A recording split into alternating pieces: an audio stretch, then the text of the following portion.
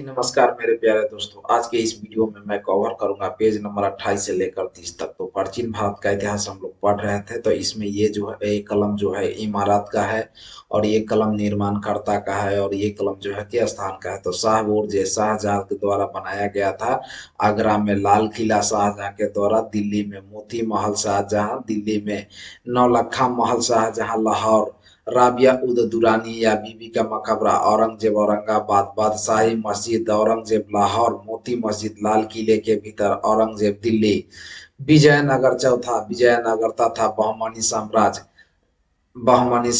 विजयनगर साम्राज्य की स्थापना हरियर एवं बुक्का नामक दो भाइयों ने 1336 ईस्वी में की। विजयनगर पर प्रकाश चार वंशों संगम सालुद तुलु एवं अराबिडु वंशों ने शासन किया। हरियर एवं बुक्का ने अपने पिता संगम के नाम पर संगम राजवंश की स्थापना की। विजयनगर साम्राज्य की राजधानी हम्पी थी। इसकी राजभाषा तेलुगु थी। विजयनगर आने वाले प्रमुख विदेशी यात्री देश शासक निकोलो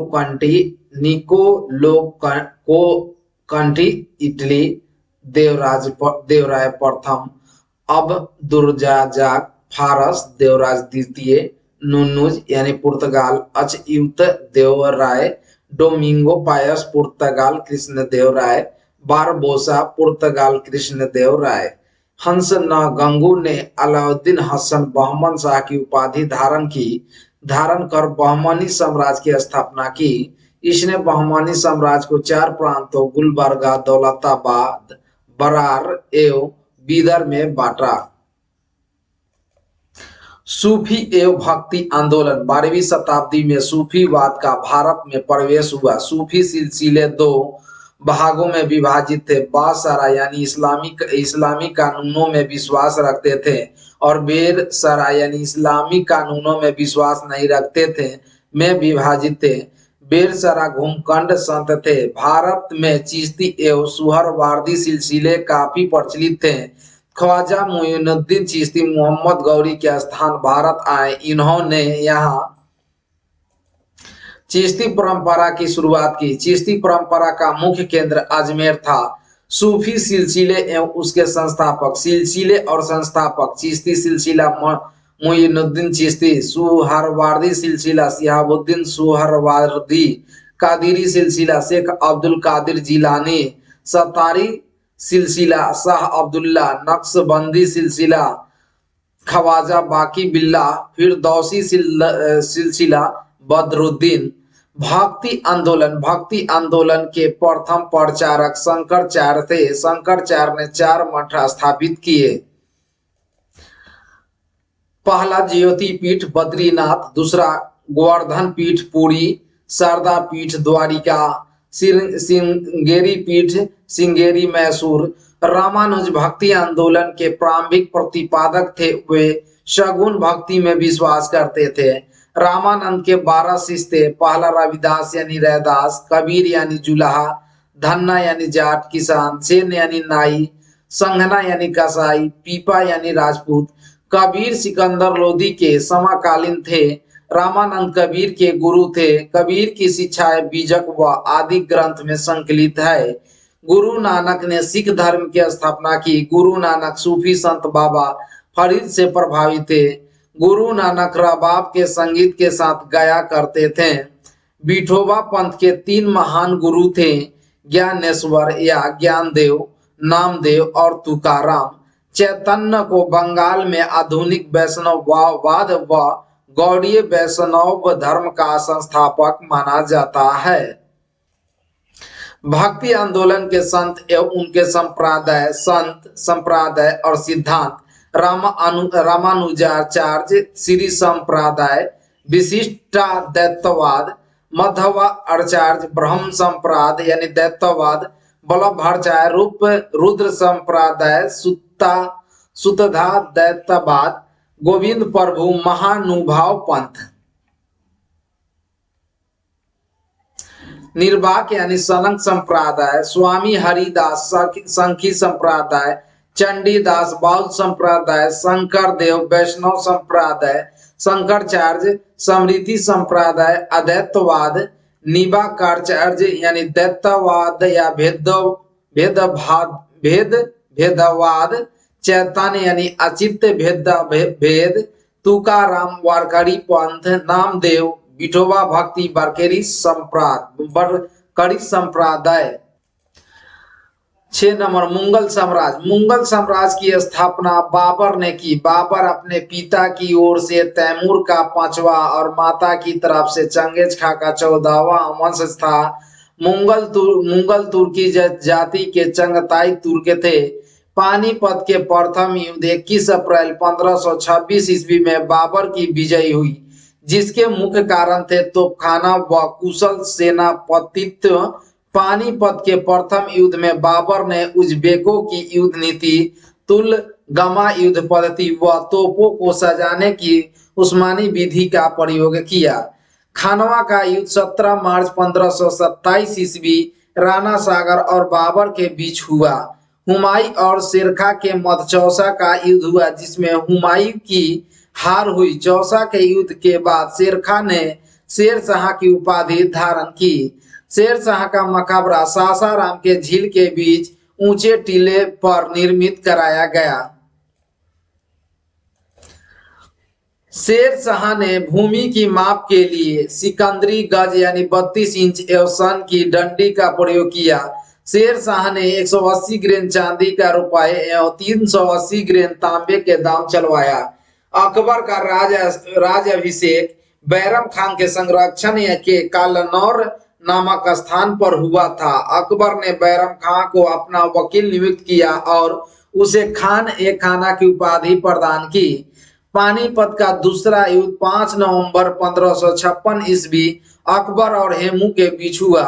महाराणा प्रताप और मुगल सेना के मध्य 18 जून 1576 ईस्वी को हल्दी घाटी का युद्ध हुआ, जिसमें महाराणा प्रताप पराजित हुए।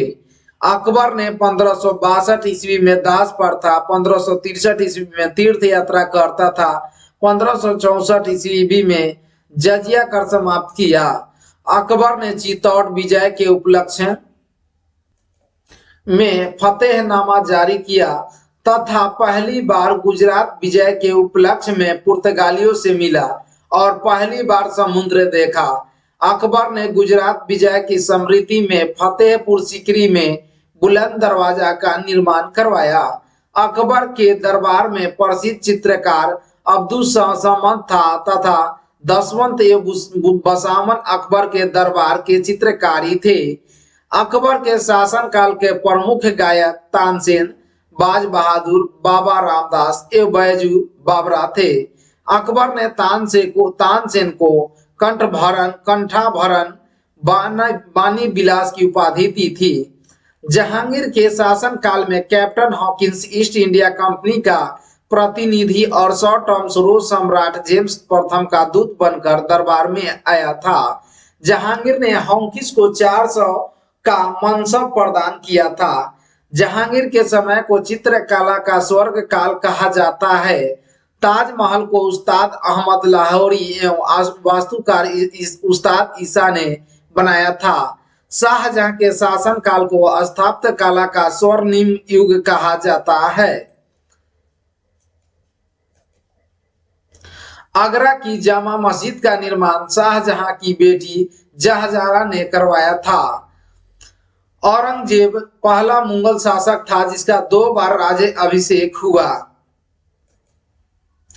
औरंगजेब पहला मुगल शासक था जिसका 2 बार राज्य अभिषेक हुआ। उसने हिंदुओं पर पुनः जजिया तथा तीर्थ यात्रा कर लगाया। औरंगजेब ने दिल्ली के लाल किले में मोती मस्जिद का निर्माण करवाया। मुगल प्रशासन 1580 ईस्वी में अकबर ने तहसाला नाम की नवीन कर प्रणाली प्रारंभ की। इस व्यवस्था को टोडर मलयंदी बंदोबस्त भी कहा जाता है। इस व्यवस्था के अंतर्गत भूमि को 4 भागों में विभाजित किया जाता है। पहला पोलज, इसमें नियमित रूप से खेती होती थी। वर्ष में 2 बार फसल प्रति इस भूमि पर 1 या 2 वर्ष के अंतराल पर खेती की जाती थी। चाचर, इस पर 3 से 4 वर्ष के अंतराल पर खेती की जाती थी। बंजर, यह खेती योग्य भूमि नहीं थी, इस पर लगान नहीं वसूला जाता था। मुगल काल में कृषक 3 वर्गों में विभाजित थे। पहला खुद काश्त, ये किसान उसी गांव की भूमि पर खेती करते थे जहां के निवासी थे। पाही काश्त, ये दूसरे गांव जाकर कृषि कार्य करते थे। तीसरा मुजारियन, खुदा कश्त, कृषकों से भूमि किराए पर लेकर कृषि कार्य करते थे। सतवा मराठा साम्राज्य। मराठा साम्राज्य की स्थापना शिवाजी ने की। शिवाजी के व्यक्तित्व पर सर्वाधिक प्रभाव उनकी माता जीजाबाई और उनके संरक्षक दादोजी कोंडदेव का था। उनके गुरु समर्थ स्वामी रामदास थे। शिवाजी ने रायगढ़ को अपनी राजधानी बनाया। शिवाजी ने रायगढ़ में वाराणसी, काशी के प्रसिद्ध विद्वान श्री गंगा भट्ट द्वारा अपना राज्याभिषेक करवाया। शिवाजी के अष्टप्रधान पेशवा, राजा का प्रधानमंत्री, अमात्य, वित्त व राजस्व मंत्री, वाकियान 20, राजा की दैनिक गतिविधियों का विवरण रखता था। सर ए नौबत यानी सेनापति, पंडित राव यानी धार्मिक कार्यों को अनुदान की व्यवस्था देखता था। न्यायाधीश यानी न्याय विभाग का प्रधान, सुमंत, विदेशों से संबंध स्थापित करना, शुरू नबीस या सचिव, राजकीय पत्र व्यवहार का कार्य देखना व प्रंगनों के हिसाब किताब की जांच करना। आधुनिक भारत का इतिहास। पहला, भारत में यूरोपीय कंपनियों का आगमन। भारत में आने वाले यूरोपीय कंपनियों का क्रम इस प्रकार है: पुर्तगाली, डच, ब्रिटिश, डेन, फ्रांसीसी। भारत में पुर्तगाली सबसे पहले 1498 में आए थे और सबसे अंत में 1961 में आए थे। वास्को डी गामा प्रथम पुर्तगाली था जो अब्दुल मलिक नामक गुजराती पथ प्रदर्शक की सहायता से 1498 ईस्वी में भारत में कालीकट पहुंचा। कालीकट के शासक जामोरिन ने उसका स्वागत किया। पुर्तगालियों के भारत आगमन से भारत में तंबाकू की खेती, जहां निर्माण तथा प्रिंटिंग प्रेस की शुरुआत हुई। 1556 ईस्वी में पुर्तगालियों ने भारत में अपना पहला प्रिंटिंग प्रेस स्थापित किया। पुर्तगालियों ने भारत में स्थापत्य कला के क्षेत्र में गोथिक शैली का विकास किया। 1602 ईस्वी में स्थापित डच ईस्ट इंडिया कंपनी ने भारत में मसाला व्यापार पर एकाधिकार प्राप्त कर लिया था। डचों ने 1605 ईस्वी में मुसलीपट्टनम में पहला डच कारखाना स्थापित किया। उसके बाद डचों ने भारत में अन्य कारखानों की स्थापना की। पालीकट 1610 ईस्वी, सूरत 1616 ईस्वी, चिनसुरा 1653 ईस्वी, कोचिन 1663 ईस्वी, कासिम बाजार पटना, बालासोर, नेगापटम 1668। डचों द्वारा भारत से नील, सोरा व सूती वस्त्र का निर्यात किया जाता था। बंगाल में प्रथम डच फैक्ट्री पिपली में स्थापित की गई थी। चिनसुरा सर्वाधिक शक्तिशाली डच व्यापार केंद्र था। यहाँ उन्होंने गुस्तावुल नामक किले का निर्माण करवाया था। डेनमार्क ईस्ट इंडिया कंपनी की स्थापना 1616 ईस्वी में हुई थी। डेन लोगों ने 1620 ईस्वी में त्रैनकोबार तमिलनाडु तथा 1676 ईस्वी में सेरामपुर बंगाल में व्यापारिक बस्ती स्थापित की थी। सेरामपुर डेन कंपनी का प्रमुख व्यापारिक केंद्र था। 1600 ईस्वी में ब्रिटेन की महारानी एलिजाबेथ प्रथम ने ईस्ट इंडिया कंपनी को पूर्व के साथ व्यापार के लिए 15 वर्षों के लिए अधिकार पत्र प्रदान किया था। दक्षिण में 1611 ईस्वी में पहली व्यापारिक कोठी की स्थापना अंग्रेजों ने मुसलीपट्टम में की। 1639 ईस्वी में फ्रांसिसे डे नामक अंग्रेजों को चंद्रगिरी के राजा से मद्रास पट्टे पर प्राप्त अंग्रेजों ने फोर्ट सेंट जॉर्ज किले का निर्माण किया। 1661 ईस्वी में पुर्तगाली राजकुमारी कैथरीन का विवाह ब्रिटिश शासक चार्ल्स द्वितीय से हुआ तथा बंबई दहेज के रूप में ब्रिटेन को प्राप्त हुआ। चार्ल्स द्वितीय ने 1668 ईस्वी में बंबई को 10 पाउंड वार्षिक किराए पर ईस्ट इंडिया कंपनी को दे दिया। भारत में फ्रांसीसियों की प्रथम कोठी फेको कैरो के द्वारा सूरत में 1668 ईस्वी में स्थापित की गई। 1673 ईस्वी में फ्रांसीसी मार्टिन ने शेरखा लोदी से दुचूड़ी नामक गांव प्राप्त किया और पांडेचेरी की स्थापना की।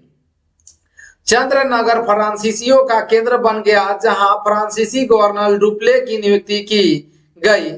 अंग्रेजों और फ्रांसीसियों के मध्य कर्नाटक युद्ध हुआ। प्रथम कर्नाटक युद्ध का नेतृत्व डुप्ले ने किया था। प्रथम कर्नाटक युद्ध ऑस्ट्रिया के उत्तराधिकारी युद्ध से प्रभावित था, जो 1748 ईस्वी में हुई एक्स-ला-चैपल की संधि के द्वारा समाप्त हुआ। दूसरा 1857 का विद्रोह। 1857 के विद्रोह के समय भारत के गवर्नर जनरल लॉर्ड कैनिंग और ब्रिटिश प्रधानमंत्री लॉर्ड पॉम्बस्टन थे। 1857 ईस्वी के विद्रोह को जन्म देने वाले राजनीतिक कारणों में डलहौजी की व्यापक नीति प्रमुख थी। आज के लिए इतना ही। मैं जल्दी दूसरा वीडियो लेकर आऊंगा। धन्यवाद।